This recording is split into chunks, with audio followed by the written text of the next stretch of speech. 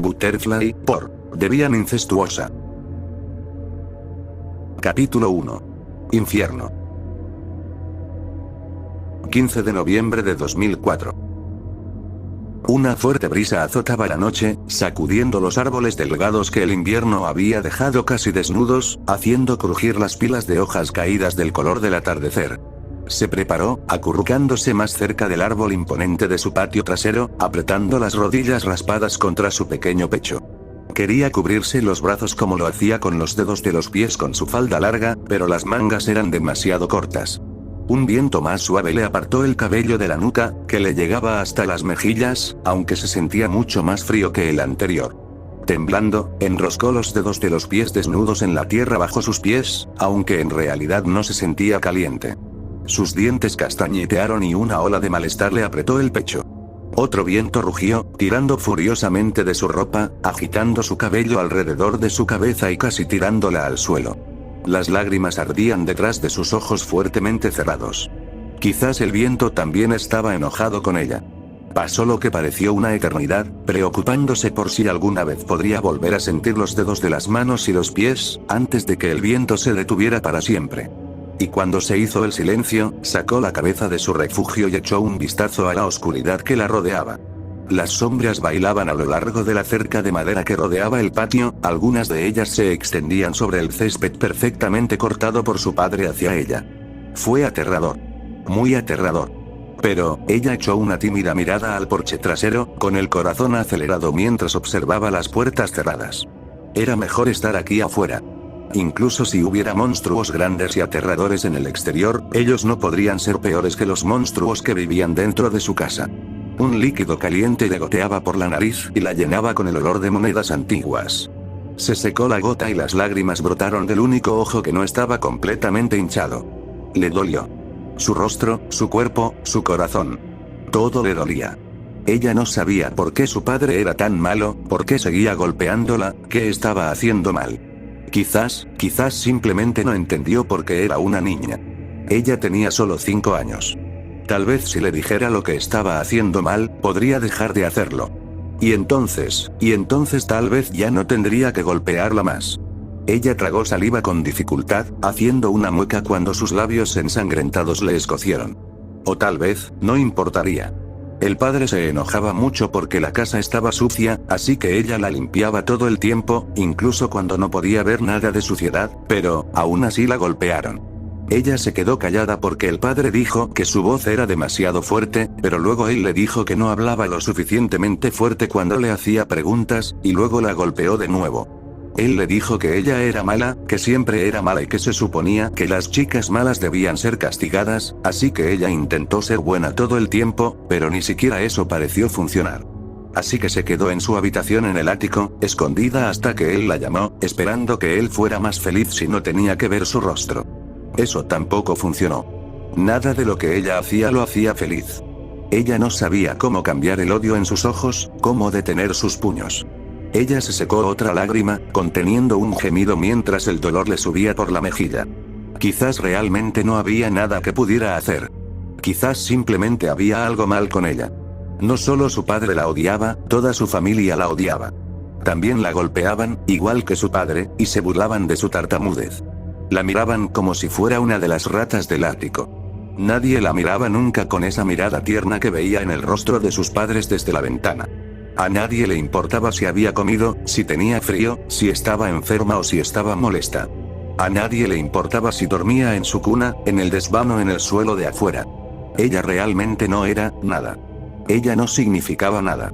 En este mundo cruel, ella no era nada. 18 de noviembre de 2004. Papá se había ido otra vez y ya llevaba 3 días así. Ella estaba agradecida por cada día, porque cada uno era un día entero en el que no la golpearían, pero eran días muy duros. Sabía cuidarse un poco, ahora usaba el orinal sola y sabía dónde estaban las curitas. Su padre le traía una comida pequeña una vez al día, pero ella sabía cómo era su plato y que estaba en la fila de abajo del refrigerador. Sin embargo, esta vez era diferente, las otras veces no le dolía tanto como hoy. Había algo mal con su brazo y cuando lo movía demasiado el dolor hacía que pequeños círculos negros bailaran frente a sus ojos y, a veces, la hacía dormir, pero no era el buen sueño, era el mal sueño que sucedía cuando su padre la golpeaba muy fuerte o durante mucho tiempo.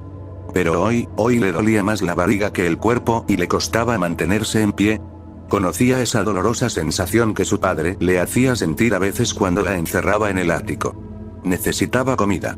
Levantándose lentamente de su cuna, puso sus pies descalzos en el suelo frío y respiró. Eso duele.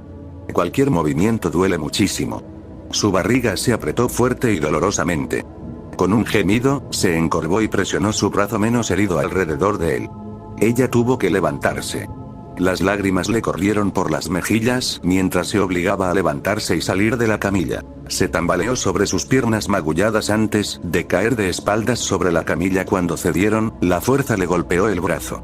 Los pequeños puntos negros volvieron a aparecer cuando el dolor le hizo gritar. La habitación daba vueltas y tuvo que hacer un gran esfuerzo para no vomitar. Se metería en problemas si lo hacía. A papá eso le disgustaba mucho. Le tomó 2 intentos más levantarse y más de una eternidad arrastrarse escaleras abajo y cruzar la enorme casa en la que vivía. No había nadie en casa. Ni su padre, ni su tía, ni siquiera sus primos. Apenas pudo abrir la puerta de la cocina cuando llegó a ella, jadeando mientras intentaba mantenerse en pie. Se sentía muy cansada y le costaba mucho moverse. Pasó junto a las estufas y las largas encimeras, caminando con cautela hacia el refrigerador, con cuidado de no golpearse el brazo dolorido mientras lo sostenía cerca de su cuerpo. La puerta del refrigerador era pesada y tuvo que descansar una vez antes de poder abrirla. Dentro había muchísima comida. Había tantas variedades que nunca había probado en su vida. Dulces que sus primos comían delante de ella y se burlaban porque no le dejaban comer ninguno. Ella también quería probar algunos, especialmente los pequeños círculos rojos con las hojitas verdes en la parte superior, pero ella sabía que no era así. A ella no se le permitía tocar esta comida. Nada de eso. Su estómago gruñó y luego le dolió, doblándola por la mitad otra vez, el dolor aún peor. Conteniendo las lágrimas, se enderezó lo suficiente para alcanzar el plato que tenía 3 nuggets quemados por la nevera en un plato de plástico en el fondo. Restos de la última comida que le dio su padre, la comida que no había podido terminar. Tomó un nugget y se lo metió en la boca, obligándose a masticar a pesar del dolor que le causaba en su rostro hinchado. 27 de diciembre de 2004. Ella yacía inmóvil en los 2 pequeños charcos en los que su padre la había dejado. Uno era rojo, el otro era amarillo. El amarillo era la razón del rojo. Ella se orinó, otra vez. Ella ya tenía 6 años, demasiado mayor para tener accidentes, dijo. Era repugnante, se ensuciaba como un animal, dijo. Ella se lo merecía, cada paliza que le daba, se lo merecía, dijo. Quizás esta vez, ella realmente se lo había buscado. Sabía que orinarse en el baño enojaba mucho a su padre, pero no podía evitarlo. Tenía miedo, siempre tenía miedo, pero no había estado asustada como siempre. Hoy, su padre parecía un demonio cuando le gritó antes, siempre lo hacía en su cumpleaños, y mientras él le gritaba la llamaba con malos nombres que ella no se atrevía a repetir, su corazón latía tan fuerte que tenía miedo de morir. Al observar sus puños cerrados con los ojos muy abiertos, había rezado en silencio para que no los usara contra ella. Cuando agitaba los brazos, cuando los levantaba de la forma en que lo hacía, ella sabía que podía suceder en cualquier momento. Él nunca le decía cuándo iba a golpearla. Había momentos en los que comenzaba a golpearla antes de terminar de gritarle. Mientras él le gritaba y le decía malas palabras, ella se estaba preparando para el primer puñetazo, tratando de llenar sus pulmones de aire mientras esperaba que llegara, y entonces, sucedió. Se hizo pis. Justo delante de su padre. Ni siquiera sabía que tenía que ir al baño. No podía sentirlo. Lo único que podía sentir era miedo. Y ahí fue cuando empezó. Una puerta se cerró de golpe, sobresaltándola, arrancándola del mal recuerdo de hacía 5 minutos.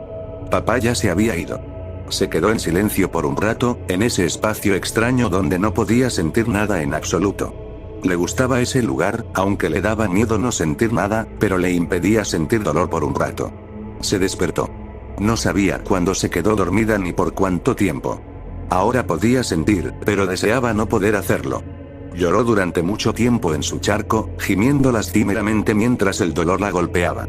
Sabía que nadie vendría a ayudarla, que no les importaría que llorara hasta que comenzara a ponerlos de los nervios. Ese pensamiento fue lo que detuvo sus lágrimas. No quería que eso sucediera. Volvería a lastimarse. El líquido maloliente que había debajo de ella estaba frío ahora. Frío y asqueroso. Se suponía que debía limpiarlo, pero ella no podía moverse. Ella estaba muy herida. Sentía la cabeza demasiado grande para levantarla y las respiraciones entrecortadas le hacían doler los costados, pero si no se levantaba antes de que se le hincharan los ojos, no podría ver el desastre que tenía que limpiar.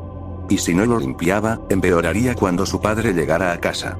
Levantar el cuerpo era una auténtica miseria, una agonía como ningún niño debería experimentar, se apoderó de su diminuto cuerpo. Quería tomar aire para estabilizarse, exhalar el dolor que le desgarraba las entrañas, pero le dolía respirar. Sus costillas no le permitían tomar más que unos pocos jadeos superficiales cada pocos segundos. Con los brazos temblorosos, el cabello húmedo y pegajoso rozándole las mejillas, se apartó del suelo, deseando que la escasa fuerza que tenía en ellos la sostuviera.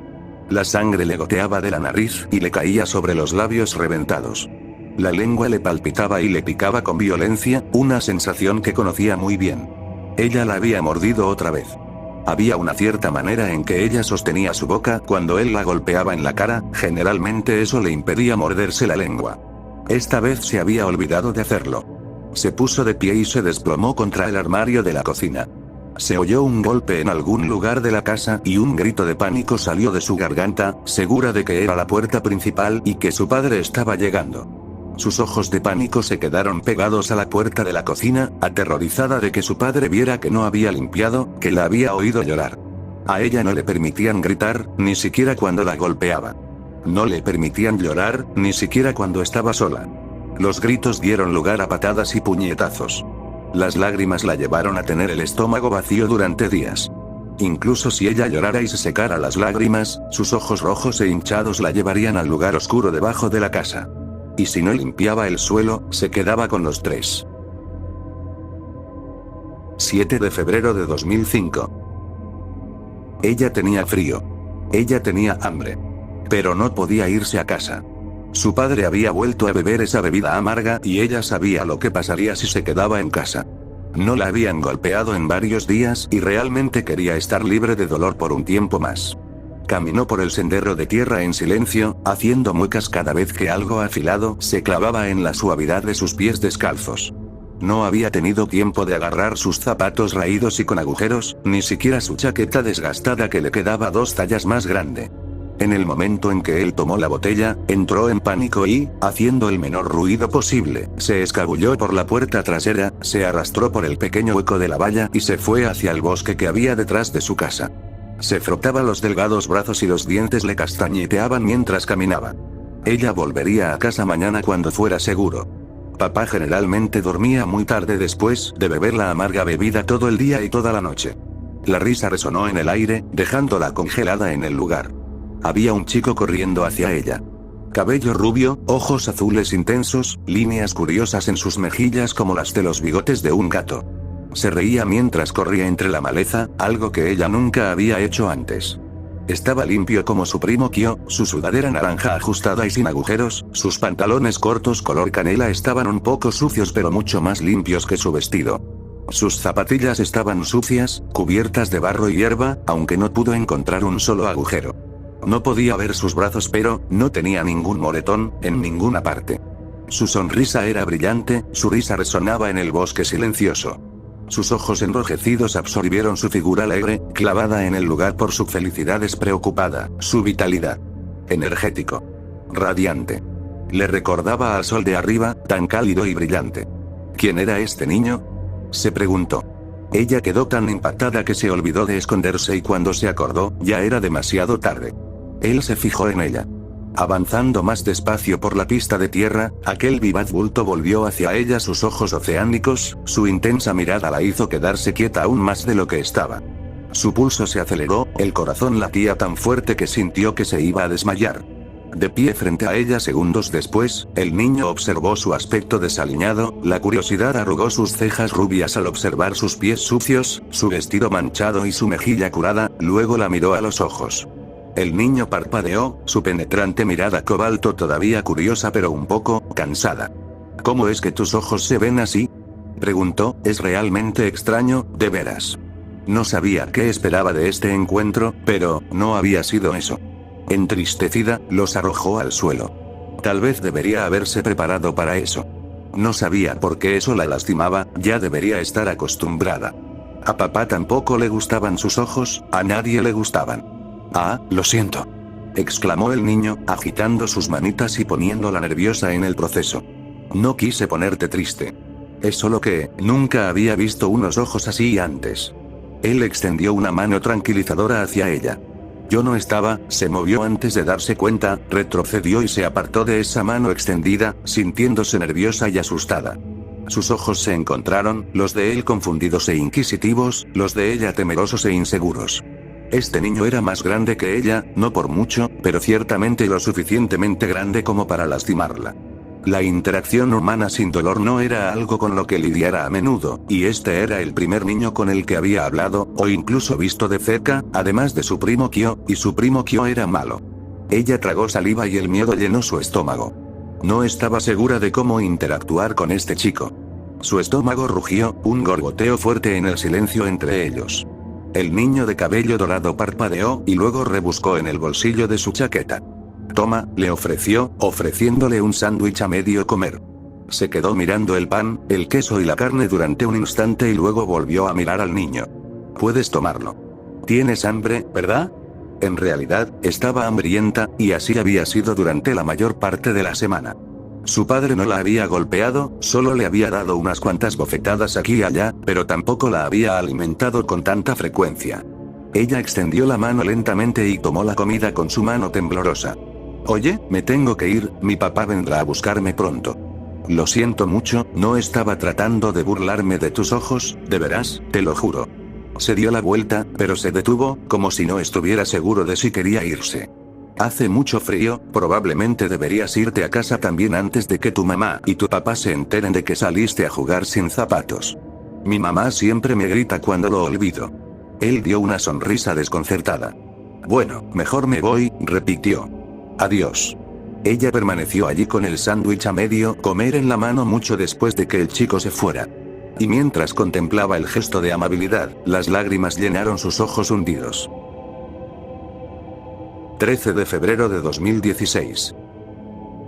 Un pájaro cantor revoloteaba junto a su ventana y le silbaba una dulce melodía al pasar. Ella apretó la mano contra el cristal, en un gesto de gratitud silenciosa por su melodioso trino. Hacía frío bajo sus dedos, aunque no tanto como debería haber hecho a mediados de febrero, otra señal de que la primavera había comenzado este año. Observó cómo los pájaros desaparecían tras las nubes y luego se volvió para enfrentarse a su realidad. Su nueva vida. Empezando por su entorno. Esta habitación, la que iba a ser su nuevo dormitorio, era muy grande, muy opuesta a su pequeño armario en el ático y un poco intimidante. Se sentía realmente tonta sintiéndose ansiosa de pie en un dormitorio de tamaño normal para una adolescente. Sabía que era de tamaño normal, la habitación de su primo Kyo era más o menos igual en comparación, pero para ella, este era más espacio del que había tenido en toda su existencia. La cama era elaborada y decorativa, hermosa incluso. De tamaño completo, baja hasta el suelo y cubierta con un edredón de color lavanda y blanco nítido y suficientes almohadas para ahogarse en ellas. Había un escritorio de color pastel frente a la cama, equipado con una computadora portátil de color violeta, una pequeña luz de escritorio y una silla de computadora de color blanco cáscara de huevo. Su suelo estaba alfombrado y las paredes eran de un relajante color rosa. Un sillón puff de color rosa se encontraba justo debajo de su ventana con cortinas de color lila y la alfombra más suave que sus pies desnudos habían experimentado jamás se extendía desde la puerta hasta el sillón puff. Tenía una cómoda, dos en realidad, un armario que era casi tan grande como su habitación en el ático y, lo más sorprendente, había un pequeño baño dentro de su dormitorio. Ducha, bañera, lavabo, inodoro, una toalla y una alfombra moradas y esponjosas, una cortina de ducha cubierta de flores, un baño de verdad, en su habitación. Todo esto fue demasiado para que ella lo procesara y lo aceptara. Se sentía, fuera de lugar, como una impostora. Aquello era demasiada opulencia para alguien como ella. Ella no merecía todo ese alboroto. Ella no era una princesa, alguien importante o relevante, sus ojos ardían. Ella sabía lo que era. Con la palma de la mano en el duro yeso que sostenía su brazo en proceso de curación, se tragó el familiar dolor de garganta. Le quitarían el yeso más tarde ese día. Sus moretones habían desaparecido, su rostro ya no estaba hinchado ni abultado. Físicamente, ya no le dolía y, salvo por su bonito yeso rosa, había muy pocas pruebas de la brutal paliza final que le había propinado su padre. Dentro, había una historia diferente. Dentro de su corazón, dentro de su mente, el daño era extenso. Estaba destruida de una manera que muy pocos experimentarían jamás, destrozada antes de estar completa. ¿De qué había escapado al final? Revivía su vida infernal cuando cerraba los ojos por la noche.